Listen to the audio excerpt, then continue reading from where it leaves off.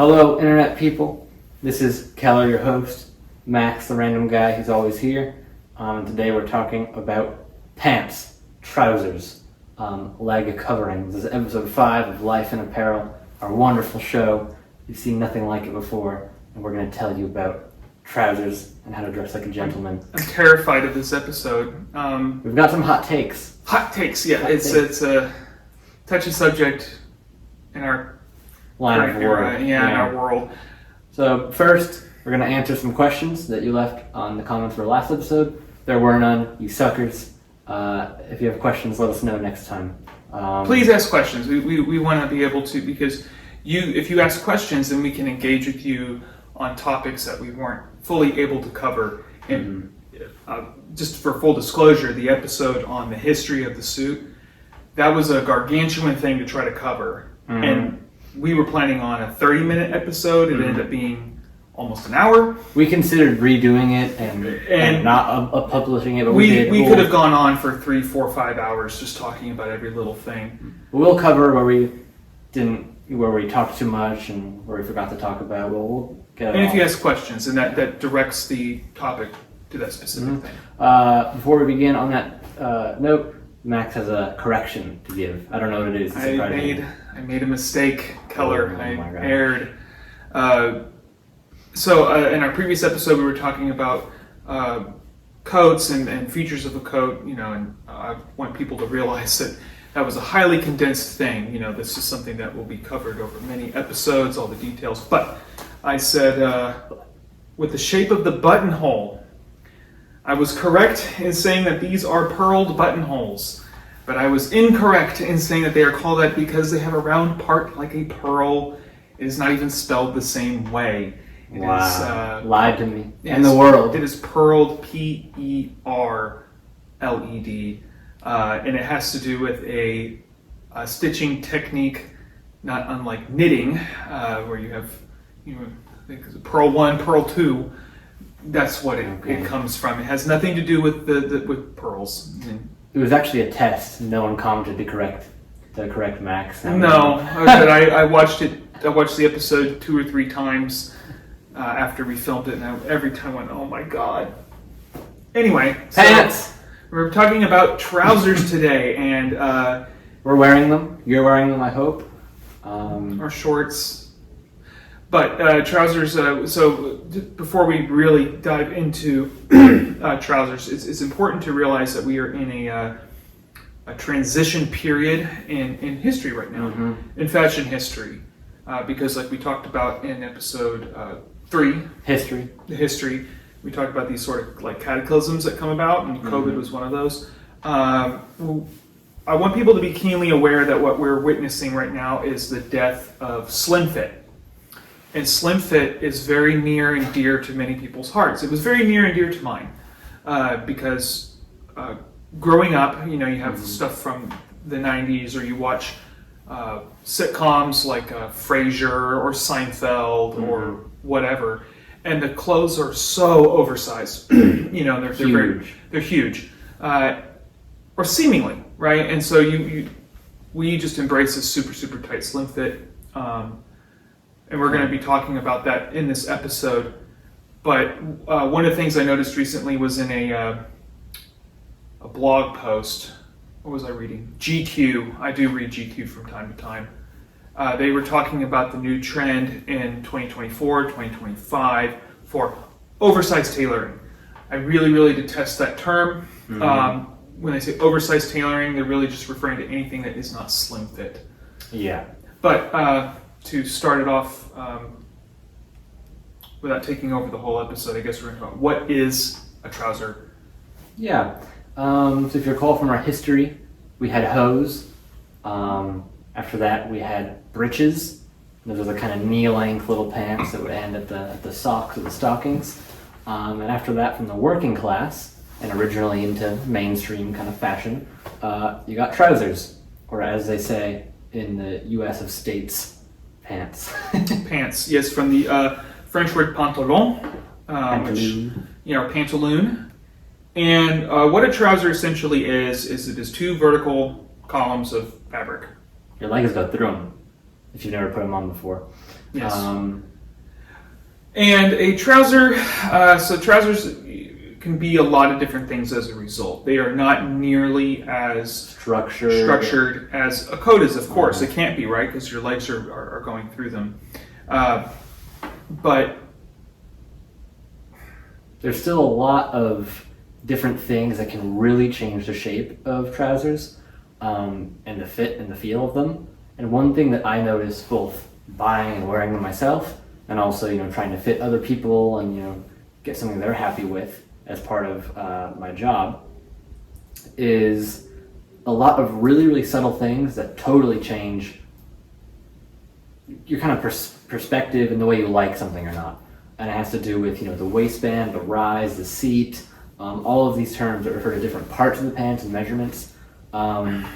Pants, although they're much more simple in kind of concept and thought, they can be really, really tricky to get right when you're making them. And that's a good point too, because a trouser can destroy the look of your suit. Mm-hmm. And when it comes to this is a really difficult topic to talk about without talking about fit. Yeah. Without talking about slim fit versus a full cut. And just the other day, I was wearing a pair of trousers that I bought, I think, 5 years ago. And they are just a pair of slacks I wear with a blazer from time to time. And they are not slim fit, but they also are not full cut. They're kind of an in-between and kind of tapered. We'll talk about those real quick after this. Right. And I remember the first time wearing those, and my coworkers and my friends were saying, "Oh, don't you want to make those slimmer? Because they're already quite short as well. I had them hem quite short. Mm-hmm. Don't you want to make those slimmer?" And I said, "No, I think I'm going to try this out." Because at the time, leading up to COVID, and a couple years after that, slim fit was the absolute dominant thing. And this is kind of going into what the trouser is meant to do. So the trouser, of course, is meant to, just like the rest of the suit, to protect you from the elements. Mm-hmm. But it's also to provide a level of practicality and mobility. Mm-hmm. And the finer your suit is, it's going to be made out of high quality wools that do not stretch and don't move with your body. Right. And so one thing you'll see with that, right, is higher quality tailored garments like that, shirts, coats, pants, they don't have stretch to them like you'll see in a lot of lower end kind of garments. They don't have stretch to it. Sometimes they'll have a little bit of give if they're woven a certain way, but nothing like, spandex or anything like that. And that's kind of where you need to look at the fit of the pants a lot. People like Max and I, we live in these clothes just like men used to do 80 years ago. And we need to live and work in them. And that's where, that's where, again, context comes into how an item should fit and feel. For example, we both prefer our pants much wider. We call it a full cut in the leg. There's little to no taper, so at the very end, you'll see it's very, very wide. It'll cover most of the shoe. And that gives us a lot of room in the thigh, and the crotch, and the seat area to just move our legs around, walk around, bend down, comfortably pick things up, things like that. And there are equivalents to that in the cut of a coat. Whereas in history, around in the 20s, for evening events like tailcoats and tuxedos, you'd see much slimmer pants because they weren't expected to be working or bending down. They could have a narrower figure in the legs. Right. The look at that time, the narrow was supposed to be more elegant. That's how they were feeling at the time. And they could afford to do that because they're not bending over working. They're standing or sitting, having an evening party. Right. And the thing with a trouser is that it is the part of the garment that is in the most direct contact with the body in terms of your motion. Mm-hmm. Right. The pants. So, for example, when you, if you ever have the opportunity to have a suit made for you, oftentimes the tailor will ask whether you want an extra pair of pants made because the pant is usually the first thing to die. It gets worn the most. It gets worn the most, worn out the most. I will have clients that will come to me with a suit and they'll say, "Oh, is there anything that can be done for these pants?" And my answer to them is, "Congratulations, sir! You are now the proud owner of a sport jacket," because this plays directly into the physique of a gentleman, right? A gentleman, where we differ from females is that our legs are much more muscular, and they don't have any, generally, they don't have any softness to them. And so we're very, very hard on the seams and on the fabric of the clothing, which is why, there are other channels and avenues where they talk about the fit of pants. There's one in particular that we love very much, always talking about the full cut trouser, but there's a real reason why, because you have to be able to move around. You have to be able to live and move. I wore very, very slim trousers for a long time, which was really, like we said in episode 3, was a play on the 1960s. It was a trend, really. It was a trend. A fad. It was a fad. But Mr. Max took a leap of faith, didn't you? A leap of faith in myself. And he wore... Well, why don't you explain it? What did I wear? The high-rise cleats. Oh, yeah. So he took a leap of faith. Yes, and I started, because I've never been afraid to experiment with new things, because full-cut trousers were the devil, pleats were the devil. Cuffs were the devil. For a short time. For a short time. Even though they've been worn historically for ages, right? Right, because, full-cut trousers have coexisted with slim fit for a long time, but it was separated demographically. You had young men wanting the slim fit and older gentlemen wanting the full cut. And Max grew up during the slim kind of trend. So that's what you were doing. And then my first experiment was a suit that I bought several years ago. It would have been 8 years ago or 9, where I elected to have cuffs put on the trouser. Now I had them slimmed down. For those who don't know, cuffs you can see here, a little bit folded up here on the pants at the very bottom. Yes, cuffs, or as they say in the United Kingdom, turn-ups. Because it's supposed to represent, literally like your pant was rolled up. It comes from the Ivy League, and it actually comes from the United States, where they would roll them up. And you'll have varying heights. We'll talk about that in a minute. But I first experimented with putting cuffs on my pants because I thought it made a nice balance with this particular suit that had peak lapels. That's just something I made up. As I've gotten older, I'm like, no. But then it went to electing for a higher waisted trouser, which then means you wear it higher up above your hip bone or your natural waist. Right. So pant waists were very, very low. They were right at the hip. And this is horrible for a number of reasons, mainly because it makes your torso look very, very long and your legs very, very short. And I have naturally shorter legs and a longer torso. And we'll get into this more in a second, our hot takes for pants. But in a slim fit world, you got the cuffs, the higher rise, and the pleats as well. And then I started with the pleats, although my pants were still slim. And then it was really a couple of years ago that I finally went ahead and said, no, look, I'm going to try a wider pant for the first time. And it was heavenly, wasn't it? Yes, for the first time you can actually move in it. Keller, if you'll excuse me, I'm going to stand up here. I don't want to injury, but I'm going to demonstrate for the audience. When I wore slim fit trousers, get out of the way for you, and I dropped something, this was the maneuver to pick it up, like that. No good. I call it the crane, because that's the only way that you could pick anything up, because you couldn't bend over. But now with these fuller cut trousers, you can move all around. I could dance. If I was a dancer, I could dance. No, exactly. Yeah. Gosh, it's so hard to talk about without getting into these hot takes, but that was kind of my journey towards the full cut trouser, and I think we've talked about it before with someone like Keller here, who's very young. I've grown up in a sort of generation where people like Max, I think, pioneered the way, because they started dressing more traditionally. And as I'm growing up, and I'm helping pave that way, I've started looking, and you can see that other people who are doing it nowadays, looking back to places like the 30s, 40s, 50s for kind of inspiration. Like we said in previous years, the golden age of menswear, and it's called that for a reason. And they had the wide pants, and so I just copied that, and I didn't have to deal with any of that slim fit nonsense. Well, no, that's why I love Generation Z, because you know, we've talked about not the word dissociation. What was the term you used? Disconnection, a disconnect, where Generation Z is like fully disconnected, where you don't have this baggage. So like people in my generation, I think we started to embrace a full cut trouser, mainly because we couldn't move in our clothes.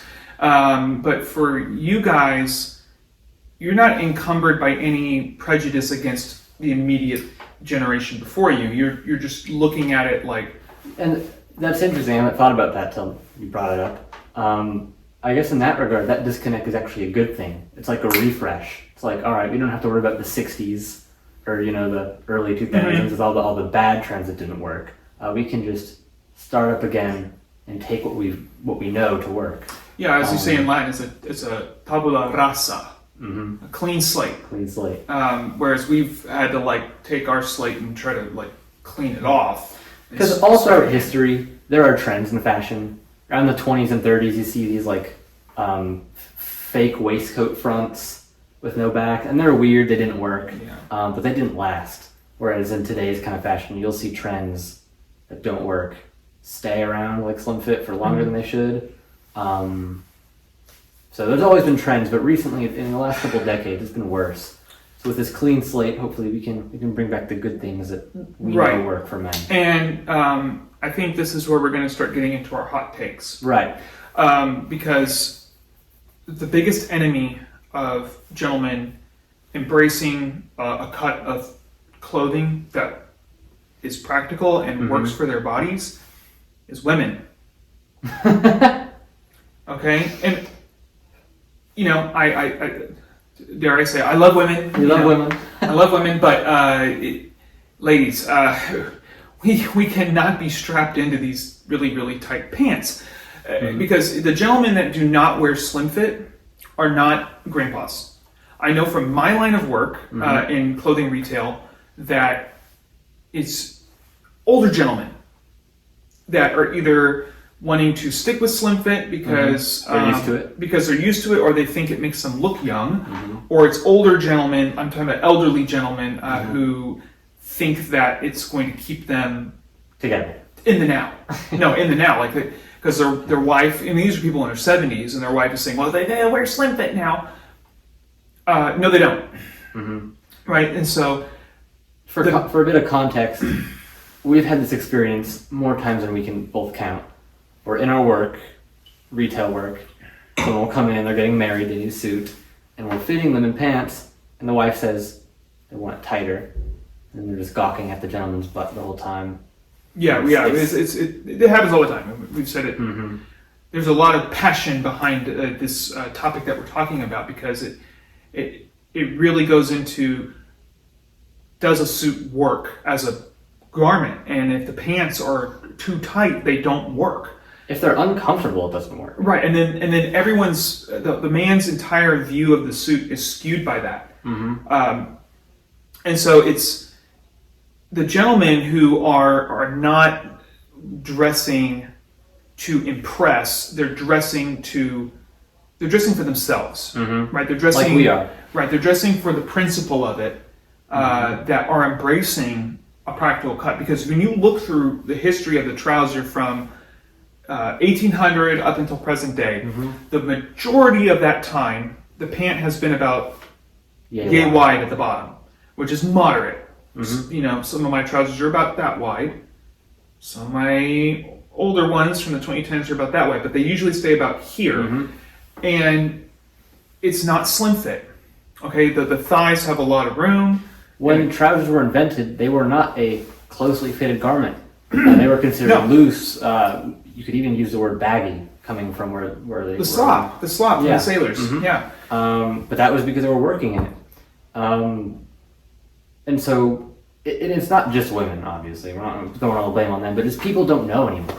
And it's the men who don't have a preference, and the women who have got the wrong priorities. Right? It's applying casual principles of casual wear or really sportswear or streetwear to classical menswear. Because I think most, in my experience, anecdotally, most of the gentlemen I'm dealing with are let's say they're getting, like, for example, gentlemen getting married.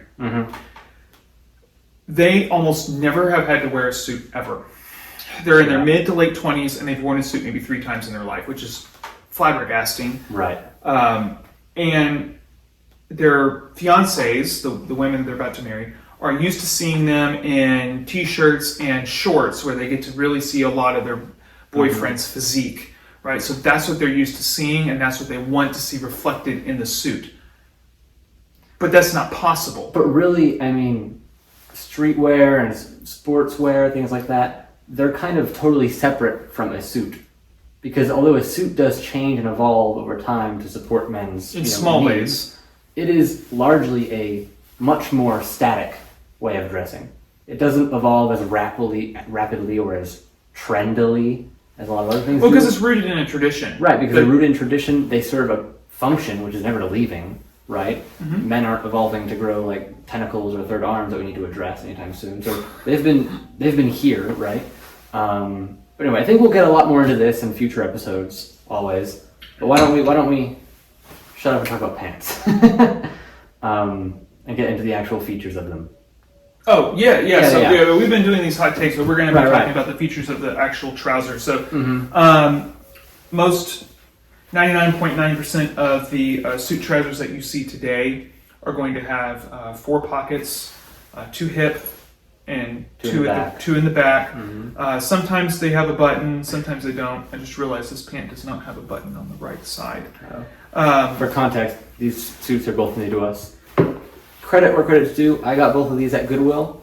Max wasn't even here, but this one fits me perfectly, and it fits Max perfectly. Oh yeah, and you should see this suit's got what is it? A pink and a teal. Yeah, I'll try to put up a picture on the screen in better lighting, but this fabric is beautiful. Yeah, we'll put an image here of like a close up. Yeah. I'm kind of envious. It's a little too small for me though. I'm envious. That one's a bit too big for me, but anyway. And so the where a pant starts, and I don't have suspenders on because this is a brand new suit. It starts at the waistband, and the waistband is the only part of the pant that has any structure in it. It has a layer of. I'll take my waistcoat off so that you can really see. Yeah, it has like a layer of almost like a buckram. It's a mesh, very very heavy, with a lining of cotton and then the suit fabric on top, and then from this the fabric drapes off the body, and. This is kind of another hot take about this slim fit because a suit is all about the drape, how it hangs off the body rather than clings to the body, and how it hangs elegantly. The pant has to do the same thing, and so the waistband serves as that anchor point. And this is one of the reasons why you don't have the pant cinched up around the hips, which you'll see 99% of the time now today. Yes, and a long body, short little legs, like a Looney Tunes character. And you want the pant to sit at your natural waist, around your belly button. Around or just above, depending on your proportions, and that's where a skilled fitter or tailor come into play. Yeah. And then the pant will hang off your body, and it drapes nicely. So, for example, on these trousers, what you want is for the pant to hit and come straight down like this. It can taper a little bit at the ankle. It doesn't have to be the same width the whole way down. But in this case, it's elegant, right? And same thing with the... I can stand up as well. Yeah. I've got the same thing, right? Pants hanging straight down. These pants look better on Keller than my pants look on me, but that's also the thing with the pleat as well. The pleat allows the pant to hang gracefully off the body, and it gives more room in the thighs because, like I was saying about ladies' preference for men in tight pants, our thighs don't mold to the clothes. Right. The clothes have to mold to our thighs because they're more muscular, and so the pleat will open up and allow your thighs to change their shape so that when you stand back up, they're not horribly wrinkled and all marred, and it puts less strain on the seat of the pant because I can still pull extra material here on the seat while I'm sitting because of the pleats. Right. And so the sort of features that are really important to us when it comes to picking out clothes for ourselves and recommending other gentlemen to dress, we'll talk about the rise of the pants, and that's basically how much room you have in here. A lot of pants you'll see today, it's getting better, but I'd still say most of the pants today are what we call a low rise. And that basically means you don't have enough room to pull them all the way up to your natural waist, and you have to wear them cinched around your hips. And that's where it gets uncomfortable, it doesn't look as good, you've got the awkward proportions. And like I said, it's getting better, we're kind of coming back to the higher rise. And gentlemen, you have to wear your pants above your hips.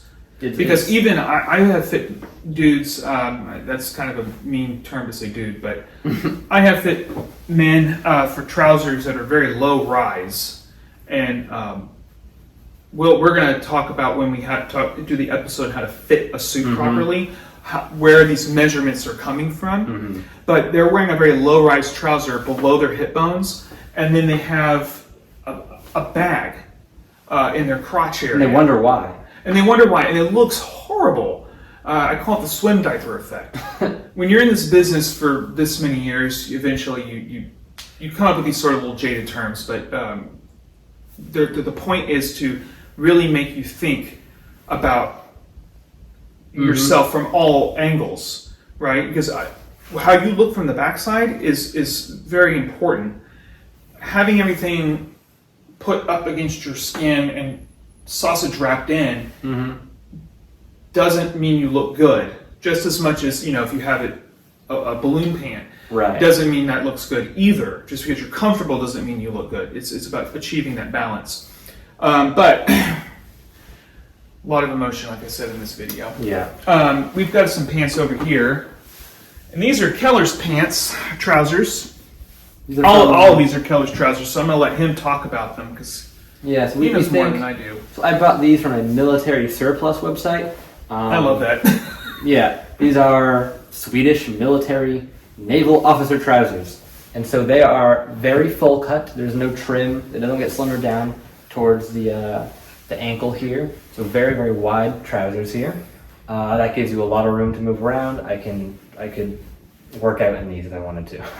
Yeah, no, exactly. Yeah. And that's the point, is that there's nothing that you can't do during the day within reason in these trousers and still be comfortable. And as you can see, these guys are single pleated.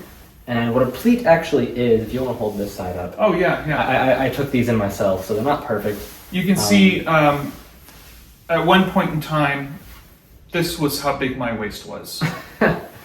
Now this is, a pleat is just where there's a little bit of fabric folded over here, right? And that gets tied into like the crease here that's ironed in.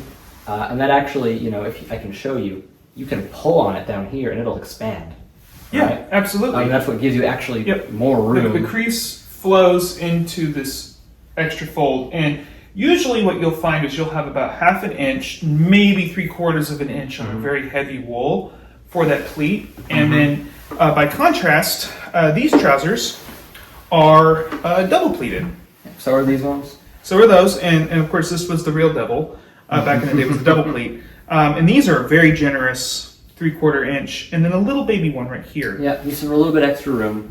And you'll have two styles of pleat. So these are a very European, what in America we call a reverse pleat, although in Europe they call American pleats reverse pleats, right? Where the pleat faces this way, whereas American pleats tend to face outwards. That's a purely stylistic thing. There really is no difference whatsoever. No functional difference. In the function or fit. I do find that pleats like that are a little harder to press on an ironing board. Yeah. But other than that, they're I've heard people on the internet, demonize one or the other. It doesn't matter. They're both pleats. And a common feature that this is something you want to look out for on a trouser too. So when you're shopping for a suit, this is great for thrifting. This is great, more important for thrifting, because on a suit off the rack from a retail store, it will always have this feature, but not always with thrifting. So when I'm thrifting for clothes, the first thing I'm really looking at is the pant. Can I make the pant long enough, and can I have enough room in the waist? Can you make it work with the tailor? Exactly. And so you want to look inside the waistband at the back, because there may be an extra strip of material, and you're going to, so this here is about almost 2 inches, probably more like 1.5 inches of additional material. And that's material that you can let out to make the waistband bigger. Exactly. If that material isn't there, tough luck. Right? Exactly. A lot of older trousers will have a very great amount of extra material, but a lot of gentlemen in the past, especially if you go into the 70s and the 80s where fitness was a really big thing, actually more than it is today, where people are just like getting giant muscles. But back then people did a lot of running, right? So they had very narrow waists, very broad shoulders. And so, they may have, you'll find a suit that's a 40 jacket and a 31 pant. And you go, oh my God. How am I going to fit in that? How am I going to fit in that? Well, you need to know, because maybe there's 3 extra inches of material in here, and you go, I can just let that out. That's just on the very back of the waistband here, right? All on the concealed. inside. But that's a super important thing, and because in ancient times, but in old times, like with knee breeches and the like, these pieces weren't even actually attached together. They had lacing that went down. I wish we still had that. That would be mighty convenient. But yeah, I mean, there are, those are some, a basic thing, yeah. And most pants are also going to have a zipper. Some of them have a button fly, but I think that almost covers it. Yeah, it covers it. Another thing you'll notice are buttons here that I sewed in. A bunch of odd buttons. It doesn't matter what the buttons look like. No one's looking at them. To wear braces or suspenders, which I am today. Me and Max both sew them on a particular way, and even if trousers come with brace buttons, I'll usually tear them off and do it myself. And then that's there's a lot of ways you can do it. Right, and some older trousers, they'll have the buttons on the outside of the waistband. Casual trousers always have them on the outside, and some some historical. I never wear jeans ever. But I want a pair of pleated jeans. And I saw this on one guy one time, like 2 years ago. I saw him walking down the sidewalk. Young guy in a nicely fitted shirt with the metal buttons on the outside of the waistband of his jeans with suspenders. And I went, that's awesome. That's how he knows how it's supposed to be done. And I never even thought about doing the metal buttons on the jeans, but I want a pair like that. That's so cool. Bad. Yeah, we've got another pair over there if you want to grab it. And these are really similar. These are a couple of decades older. Yeah. Not a bad hanger. But these, you've seen me wearing these, I think, in episode 2 when I had that odd outfit put together. But these are 1940s Army Air Corps officer trousers, the summer ones. They're made of a very, very sort of thin wool material. And I altered the heck out of these. These are flat fronts. That means there's no pleat. I put some pleats on there, and you can tell they're ugly. Oh yeah. I did these by hand, but it was fun. They belong to my great grandpa, so he'll forgive me. But all the material is still there, right? Yeah, and you'll see all the same thing. There's even a little bit of material here, not very much, nothing. 1/4 inch. Yeah, same thing. Very full cut. You'll saw that a lot in the 40s. Very wide and dirty pant leg. But that's okay, because that's part of wearing a suit, right? We're not wearing a bedazzled evening gown.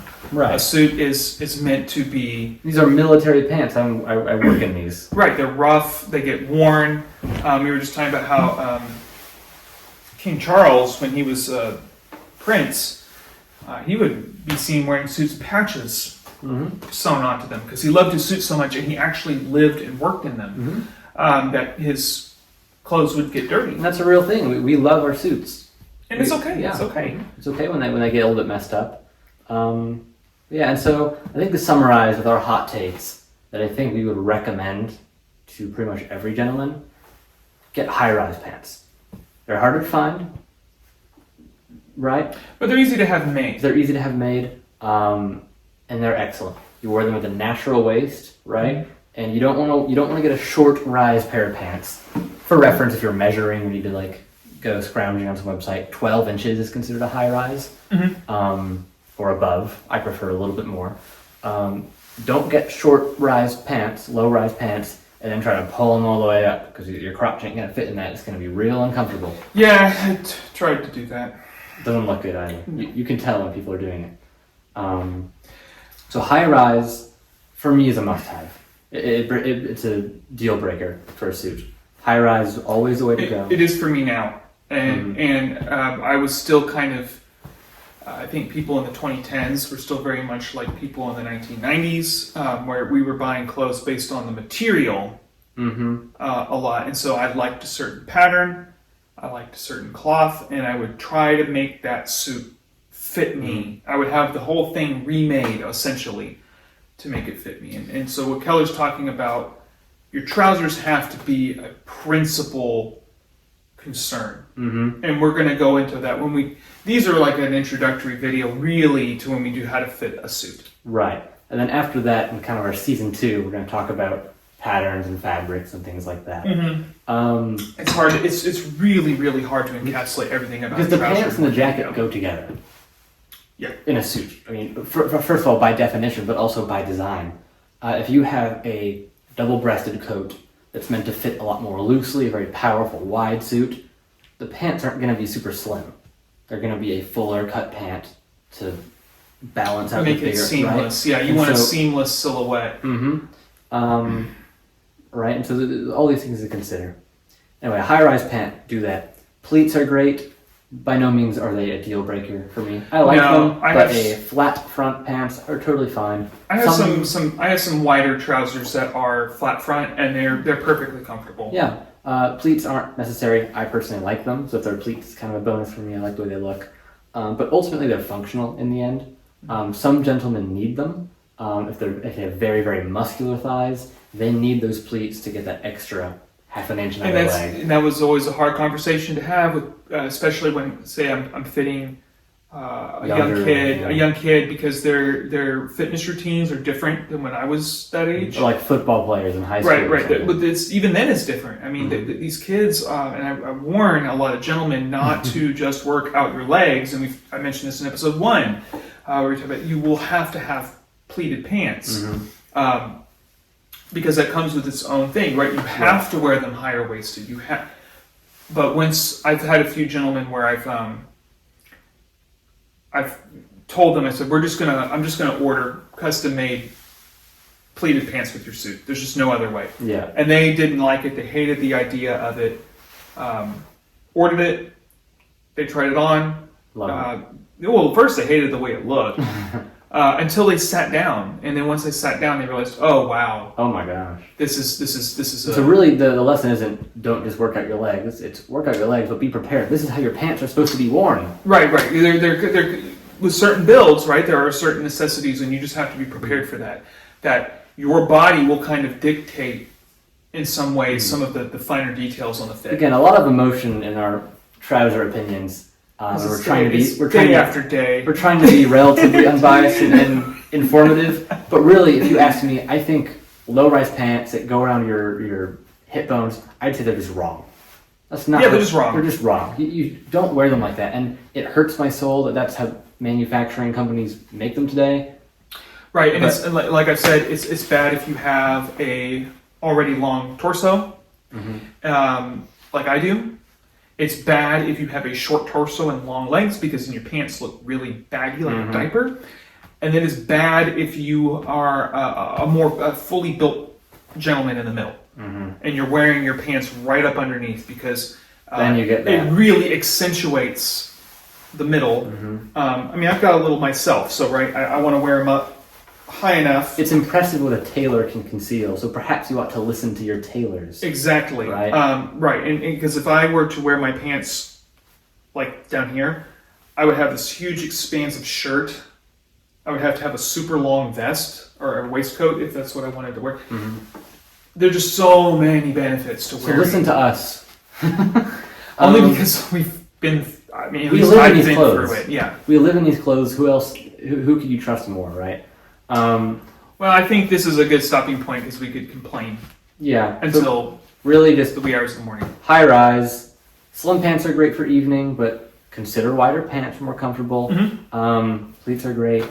I hope this has been informational. Yes. I hope this has been educational. If you have questions, let us know. Maybe even if you're just wondering, where can you get these pants? We can leave some recommendations for places. Absolutely. Affordable places, some more nice places, depending, right? And please remember to stay tuned for our eventual episode on how to fit a suit. That'll be our Because season this is- finale. Right, because this is going to be the main tool for you as a consumer to protect yourself from a bad fit, either from a bad salesman or a bad tailor. Yep. Or your wife. Your wife. The Supreme Commander. Anyway, like, subscribe, do all the things, whatever platform it's on. The biggest way you can help us is just share it to someone who you think might be interested. Please share. We're really hoping that we can, show this to people who are interested in it, actually help some people. That's why we're doing this. So if you have anyone at all you think might find this educational or entertaining, just give them show it to them. No pressure, but just put it there. Give us questions, all the things. See ya. Farewell, everyone. Ciao. We did good. It's hard, and once you sit down.